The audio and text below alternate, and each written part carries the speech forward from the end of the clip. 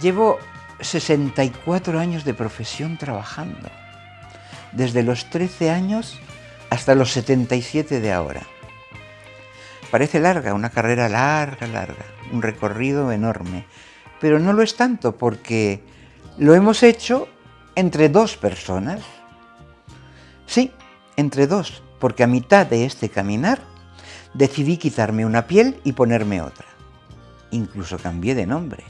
Dejé a aquella jovencita guapísima, sí, pero llena de dudas y aún verde, y emprendí el vuelo como mujer más madura y más segura de lo que estaba haciendo, y sobre todo más convencida de lo que quería hacer.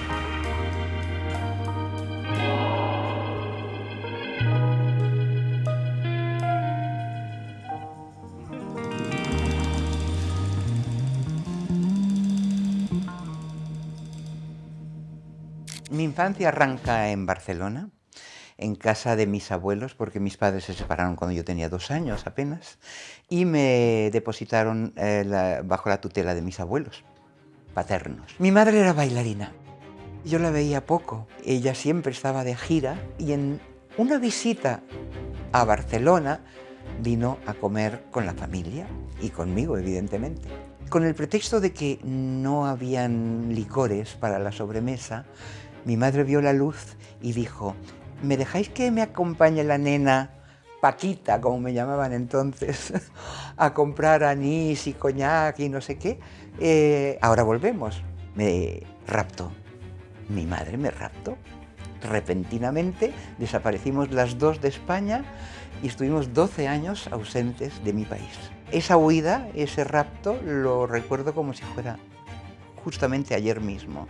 O sea, Fotograma es la primera película de mi vida realmente, ¿no? Mi madre empezó a contagiarme unos nervios impresionantes porque la pobre lo tenía todo calculado. Recoger su equipaje en el hotel donde se había hospedado, correr hacia la estación de Francia en Barcelona para coger el tren que nos iba a llevar fuera de España. Pasamos noche en Niza. Bueno, para mí descubrir un país como Francia, tan maravilloso, Niza, luego Montecarlo, luego Cannes, finalmente Roma, y mi madre: ¡y Carabinieri! ¡Que vienen los Carabinieri! Era su obsesión, que estábamos fugándonos de alguna manera y ella la perseguían por todos lados. En cuanto veía un uniforme se descomponía. De Roma, Nápoles embarcamos hacia Istambul, Turquía. Allí nos esperaba Óscar Garro, el que fue mi padrastro después, y el segundo marido de mi madre, que era futbolista y que había sido fichado por el Galatasaray Club de Fútbol, primero como jugador y después como entrenador. Eso nos supuso 3 años de estancia en Istambul. Recuerdo artistas que pasaban por Istambul y que eran invitados a casa a cenar, a jugar a la canasta, a lo que fuera. Uno de ellos, Arturo Gatica, el hermano de Lucho Gatica, fue un reencuentro años después, yo como presentadora de 300 millones, presentando a Lucho Gatica y Arturo Gatica, que no lo había vuelto a ver desde Istambul con la edad de 6 años. El pueblito se llama Las Condes y está junto a los cerros y al cielo. Fue uno de los momentos más felices de mi vida, ese reencuentro. El colegio fue tremendo para mí porque era un colegio italiano, éramos niñas griegas, turcas, había niñas externas turcas y yo tuve que aprender francés, turco, italiano por supuesto, y casi me olvido del español, de mi lengua. A pesar de que fue duro estar interna, los mejores momentos vividos con mi madre fueron allí, porque como no trabajaba, no bailaba, no se iba de viaje, estaba ahí, y aunque la veía solamente los fines de semana, pues recuerdo sus canciones de coplas españolas y sus versos de poesía de los Quintero y de tanta gente estupenda que ella recordaba y que interpretaba de maravillas. Yo creo que mi vocación como intérprete viene de ahí, de lo bien que mi madre recitaba sus poemas y me cantaba sus coplas. Al poco de ingresar en Inmaculada Concepción, se llama mi colegio, en el colegio de monjas italianas, cuando se hacían eventos festivos en el colegio se montaban obras dramatizadas con las niñas. Entonces yo me apunté al primer montaje y hice de una de las niñas que descubrieron a la Virgen de Fátima en Portugal. Y yo empecé a demostrarme a mí misma que podía valer para eso. Y mi obsesión fue convertirme en actriz a partir de entonces. Apenas 6 años tenía. Mi madre, al acabar el ciclo turco, decidió volver a bailar. Se reenganchó a hacer giras teatrales por toda Europa y yo la acompañé durante 3 meses en que tuve que dejar de estudiar y seguirla en sus vaivenes. Yo vivía todo su proceso, cómo se maquillaba, cómo se peinaba, cómo se vestía, cómo se ponía el chao. Era una bailarina de clásico español. Entonces todo lo que bailaba era el Carmen de Bizet o el Relicario, temas así muy, muy conocidos. Yo me quedaba fascinada observándola. Mi madre me llevó a Buenos Aires, a casa de unos parientes españoles que llevaban varios años viviendo en Buenos Aires. Óscar y ella se separaron, evidentemente, y yo me puse a vivir, me tuve que quedar a vivir con estos familiares mientras mi madre siguió viajando y actuando.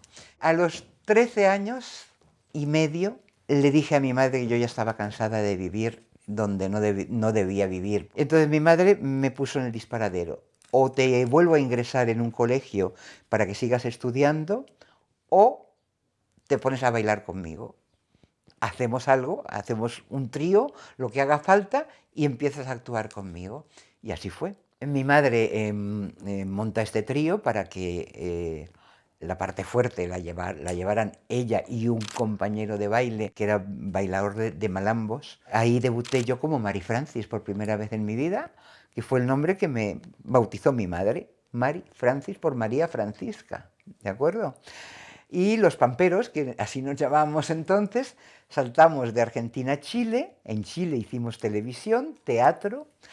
Estuvimos casi un año en Chile, la verdad que funcionando muy bien, pero a mí empezaron a reclamarme para fotonovelas, para hacer dramáticos en televisión. O sea, de alguna manera ya noté que tiraban de mí para hacer otras cosas. De Chile pasamos a Perú y ahí en Perú fue cuando me ficharon, me contrataron en Televisión Panamericana de Canal 13 de Lima para hacer musicales, cantando también, y dramáticos. Hice Que el cielo la juzgue, trabajé con Palito Ortega, que era una gran estrella argentina en aquellos momentos, triunfador en toda América.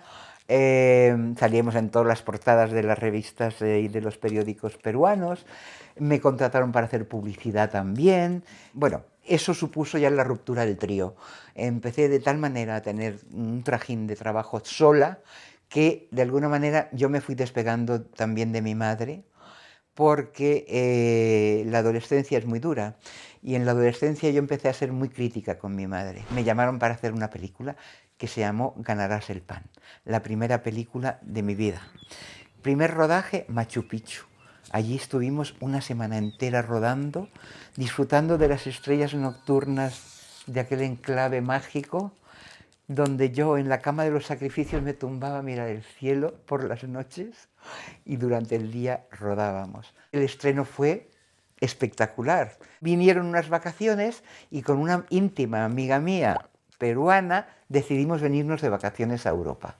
Yo me las había ganado esas vacaciones, había trabajado ya bastante y tenía mi dinero ahorrado y decidimos venirnos en barco desde Lima, Callao, a Barcelona. Mi madre había restablecido correspondencia con la familia española hacía poco y volvió a escribirse con su marido, mi padre biológico, y el resto de la familia, anunciando que yo iba a pasar por Barcelona para saludarles y que iba a continuar viaje con mi amiga, que es lo que queríamos, irnos por Europa, solas, haciendo autostop, con 17 años recién cumplidos, por cierto.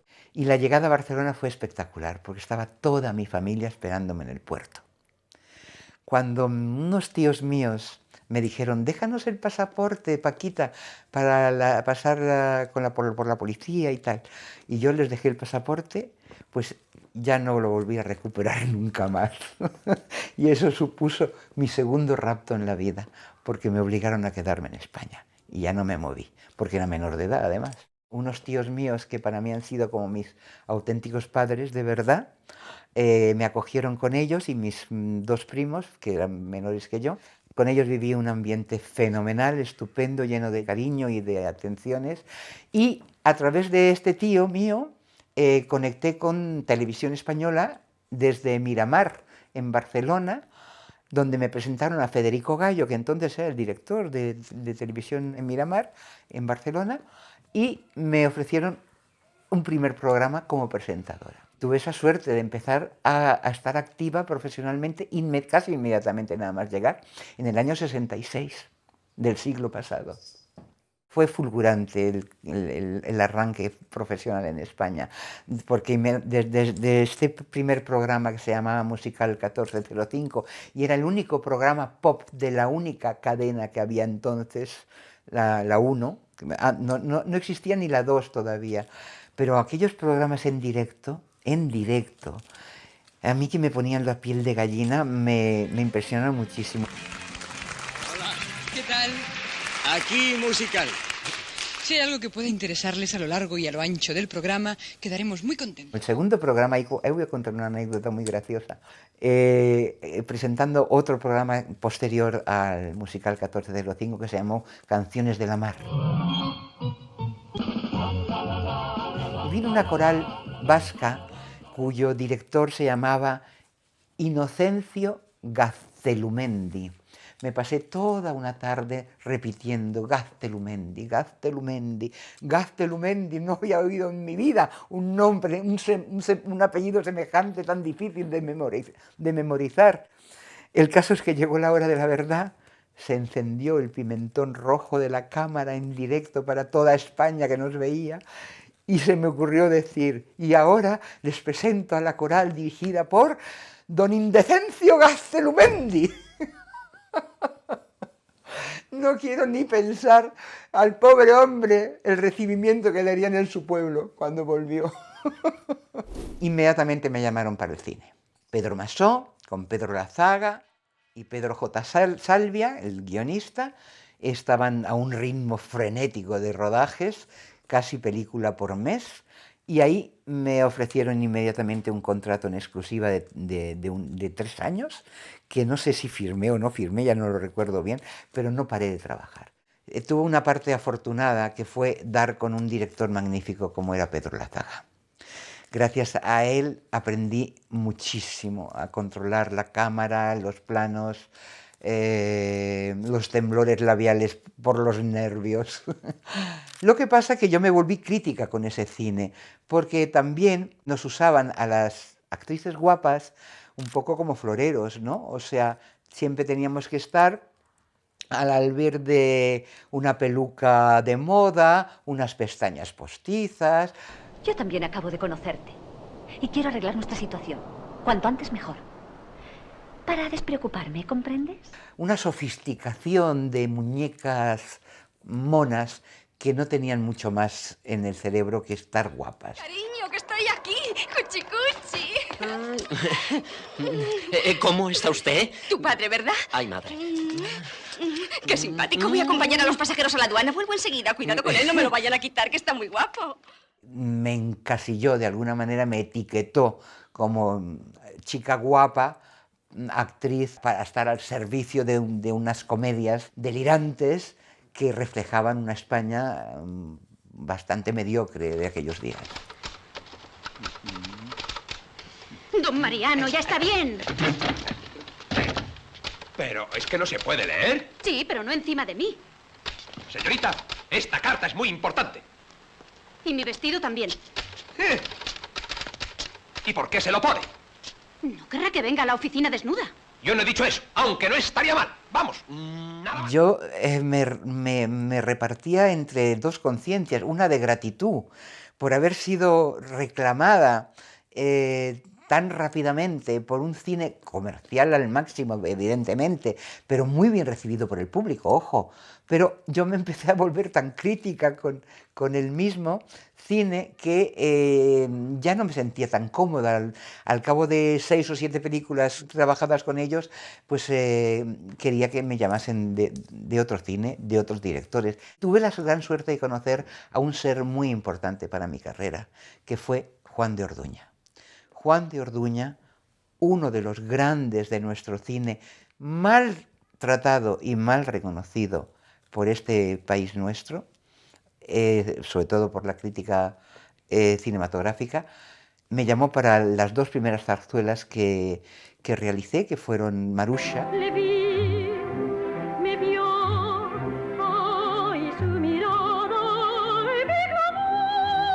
y El Caserío, donde aprendí a encajar las voces de aquellas cantantes magníficas.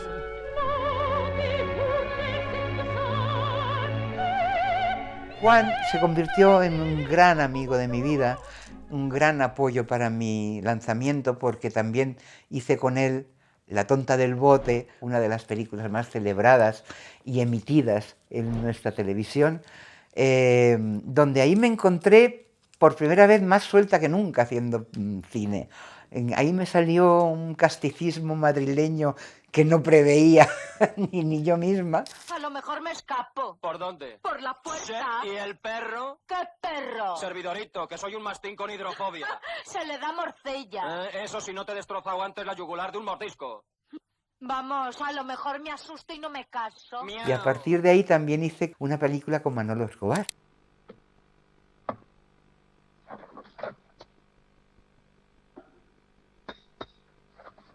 Caballeros, son ustedes como niños.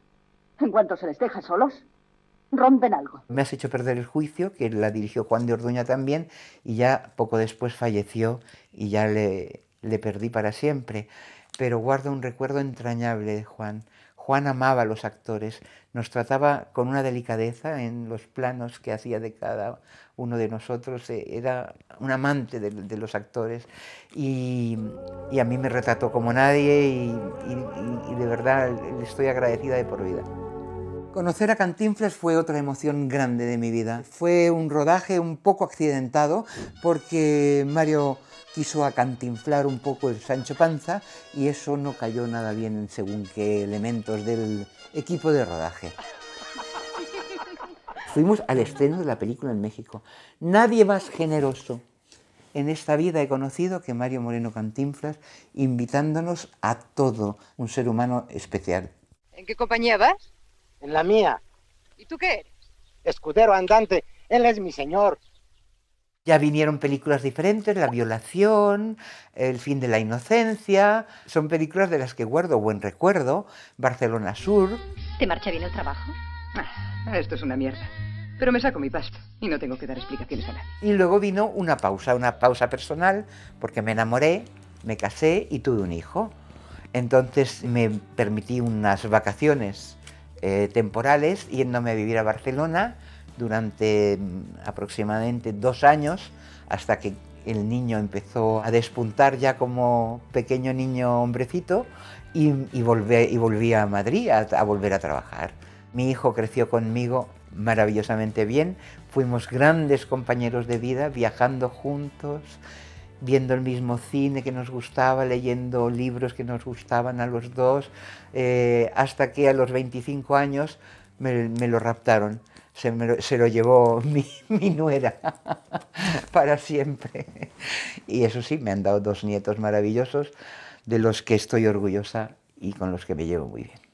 Antes de mi matrimonio, tuve una relación sentimental con un hombre casado, que fue mi primer realizador de televisión española. Él fue uno de los pioneros de televisión, uno de los que fundaron la televisión de este país.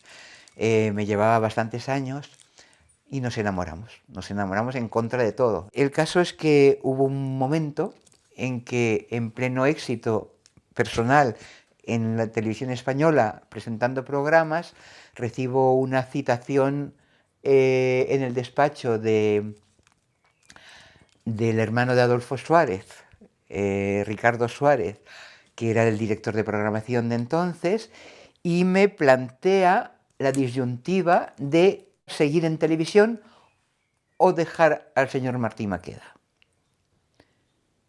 Y dije, pues nada, muy bien, adiós, buenos días, me voy y no seguiré en televisión española, de momento.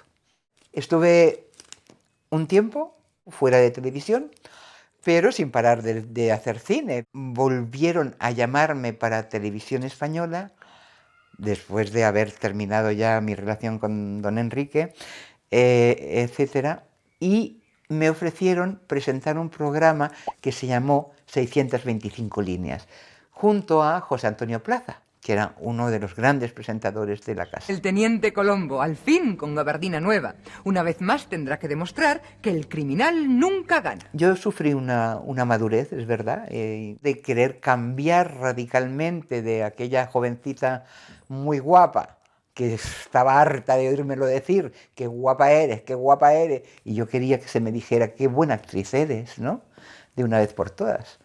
Es algo que finalmente conseguí con el teatro después, pero bueno, me costó. El caso es que ese programa de 625 líneas lo aproveché para cambiar de nombre. Pensé en mi madurez profesional que ya era hora de abandonar mi nombre de Mary Francis y bautizarme con mi auténtico nombre, Doña Paca Gabaldón, que es como sigo llamándome hoy en día, Doña Paca Gabaldón. Y presentándola a los canales hispanoamericanos.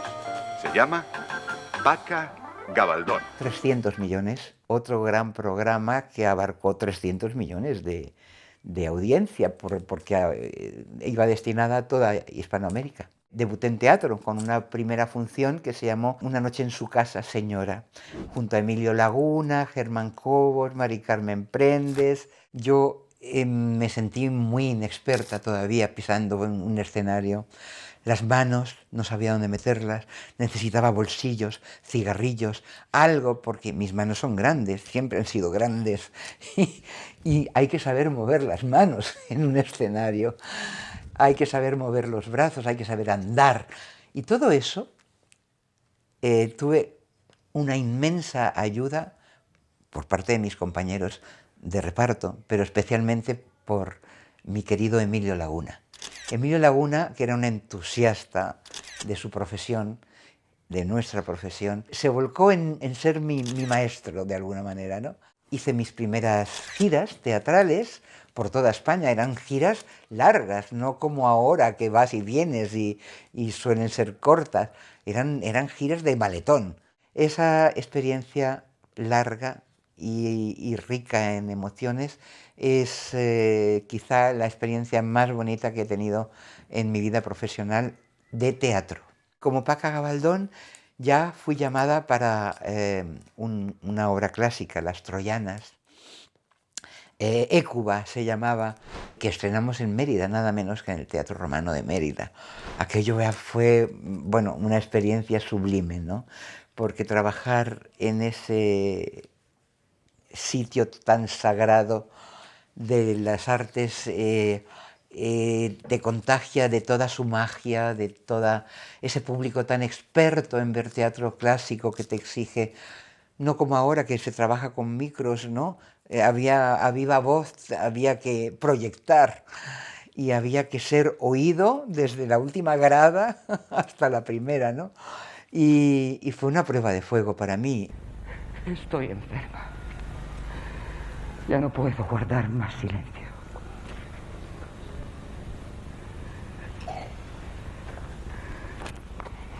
No me mires así, ¿me oyes?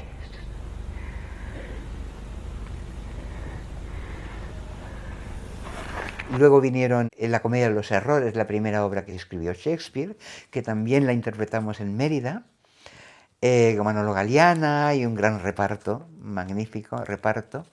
Y también Narros me llamó para hacer El castigo sin venganza. Luego vino de Calderón de la Barca, El auto de las plantas, que todas las mujeres actrices éramos plantas. Era precioso, fue una experiencia particularmente interesante porque tuvimos que aprender un movimiento corporal específico que nos enseñó y nos dejó mucha huella a todas. Entre mujeres fue una función muy interesante que hicimos en el Teatro Maravillas, 6 actrices o 5 actrices. Fue la primera función en la que yo tenía que besarme con otra actriz, un beso en la boca.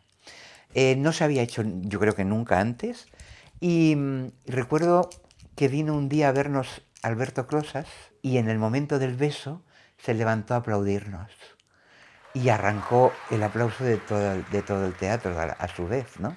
Nunca le agradeceré bastante a Alberto Closas, al que yo tanto admiraba, que tuviese ese gesto de generosidad.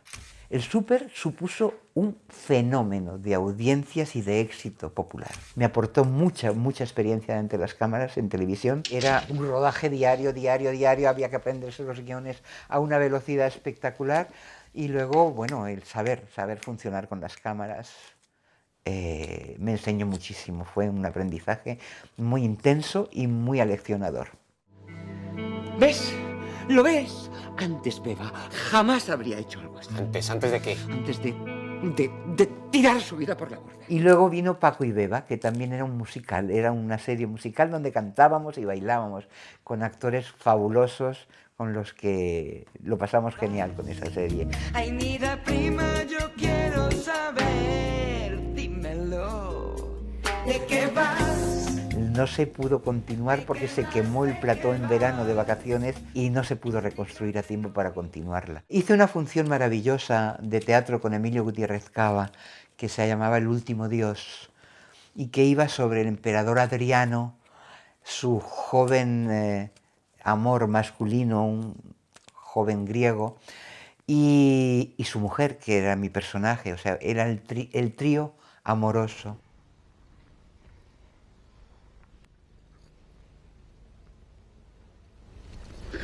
Una mujer de carne y hueso. ¿No lo ves? ¡Vamos! ¡Tócame! A raíz de eso, no sé por qué, Emilio fue llamado por Alex de la Iglesia para hacer una película que se llamó La Comunidad. Y yo creo que fue Emilio, nunca me lo ha confesado, el que dio mi nombre para hacer un personaje maravilloso de La Comunidad. Y el resto firmamos un papel para que no hubiera malentendidos, todo a partes iguales, ¿eh? Una cosa seria. Pero nunca pensamos hacer daño a nadie. ¡Que se muera este ahora mismo si le miento! No, no quiero. ¡Cállate! Fue muy gracioso porque en un principio Alex tenía sus dudas si yo podía o no hacer una terrible vecina malévola que se integrara en el grupo de los malos vecinos que acompañaban a Carmen Maura en esta película, ¿no? El caso es que de alguna manera hasta el de vestuario dijo, no sé cómo voy a hacer para afearte, porque te pongo una bata de guatiné y estás guapa igualmente. Digo, pero bueno, ya he dejado de ser guapa. La guapa de antes, por favor, aféame como sea. El caso es que la fealdad vino, pero de dentro a fuera, que es como los actores buenos trabajamos, buscando la maldad emotiva y no la maldad estética, ¿no? Esa experiencia fue muy grata. Después de esa vinieron 2 o 3 películas más, pero ya con pequeñas colaboraciones que no me satisfacieron. Pero eso en esta asignatura sería un suspenso. Por si no se han dado cuenta, están ustedes en criminología. Somos psicólogos, no policías. Espeleólogos de las alcantarillas del cerebro humano. De alguna manera pensé que ya no me quería el cine y me volqué íntegramente en el teatro para siempre. Y empezaron a llegar los personajes maduros también. Ese momento fue muy afortunado porque por fin empecé a recibir ofertas de interpretaciones que requerían un esfuerzo superior, que requerían esa madurez aplicada al personaje y a la vez enriquecerme a mí como intérprete, ¿no? Llegó Testigo de Cargo, que fue una emocionante experiencia, primero por tener que adoptar a mi acento el alemán, un acento alemán, que no me resultó demasiado difícil, quizá la memoria infantil me ayudó. No puedo presentarme ante este tribunal mintiendo, no puedo hacerlo, no puedo. El caso es que yo diría que de todas las funciones de teatro que he hecho, en la que he recibido más bravos, más aplausos y más halagos de los compañeros fue quizá esa obra de teatro. Sí. Como en la película. Igual que en la película. Tras las huellas de Bette Davis, Ana Marzoa y yo nos hemos compenetrado muy bien trabajando juntas. Coincidimos en El castigo sin venganza, luego en esta de Joaquín Vida y finalmente en Las presidentas. Cuando la vida se dirige a alguien y le encarga una misión, la gente sacude la cabeza y se comporta como un inmigrante. Ni no entender. Una obra muy difícil de hacer, de tres mujeres maduras muy distintas entre sí, con unas vidas lastradas por las desgracias. También fue una gran experiencia muy aplaudida por el público. Para mí el teatro realmente fue encontrar mi verdadera casa, mi verdadero hogar profesional. Nunca he sido más feliz en mi vida como en un teatro, actuando. ¿Y qué le diría Mary Francis a Paca Gabaldón? Pues yo creo que Mary Francis aplaudiría a Paca Gabaldón, porque Paca ha sabido madurar con cerebro, con talento y con seguridad en sí misma. Y eso es lo que Mary Francis hubiera envidiado más de Paca Gabaldón en su día. Sea como sea, amo a ambas. Queridos compañeros y compañeras de AISGE, presentes y futuros, ojalá que cuando veáis este relato de vida, que me ha costado contarla, me ha sido más fácil escribirla, pero lo que deseo de verdad es que os pueda complacer, que os guste en su momento cuando la veáis, los presentes y los futuros. Y hasta siempre, hasta pronto y hasta siempre. Hasta siempre, amigos. Adiós.